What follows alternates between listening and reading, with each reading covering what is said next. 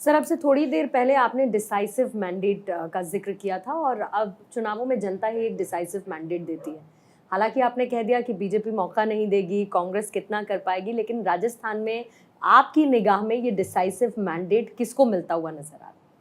देखो, मैंने आपसे कहा ना, जो मैंने आपसे कहा कि ये तो एक अनुमान और आकलन का विषय है, लेकिन आज जो चर्चा होती है ग्राउंड पे, मान लो 10 लोग हैं तो 6 लोग ये कहते हैं उसमें से कि कांग्रेस गहलोत 51 पे है और बीजेपी 49 पे है। और साथ ही ये कहते हैं कि जब अमित शाह और नरेंद्र मोदी के दौरे शुरू होंगे, खास करके प्रधानमंत्री के, क्योंकि अमित शाह वहाँ व्यस्त हैं मध्य प्रदेश में इस बार जो है, तो ये 1% जो 4% और आगे बढ़ जाएगा, ऐसा उनका आकलन है जो है। इधर अशोक गहलोत कैंप का मानना ये है कि बीजेपी को चूँकि डिसाइसिव लोकल लीडरशिप नहीं है सामने इस समय जो है, और केंद्रीय नेतृत्व की एक सीमा होती है आने जाने की, तो मैं डिसाइसिव मैंडेट मेरे को आएगा। तो बस मैं ये ज़रूर कह सकता हूँ, जो भी पार्टी सरकार बनाएगी 120 से।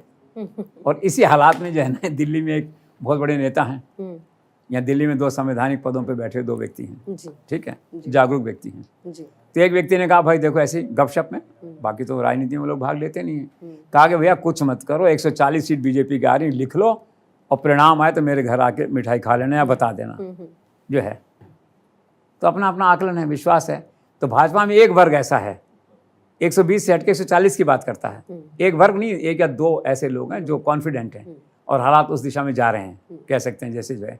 तो निश्चित तौर पे नहीं कहा जा सकता कि डिसाइसिव मैंडेट किसको जाएगा, लेकिन आज जो स्थिति मैंने आपको बताई है, आज 51-49 है, अगले दिनों में बदल सकती है, क्योंकि बीजेपी ने कमर कस ली है, वो यात्राएं शुरू हो रही हैं, संगठित हो रहे हैं और सब हो रहा है। लेकिन अल्टीमेटली क्या, चुनाव एक जुआ है, सिक्का उछालो जी।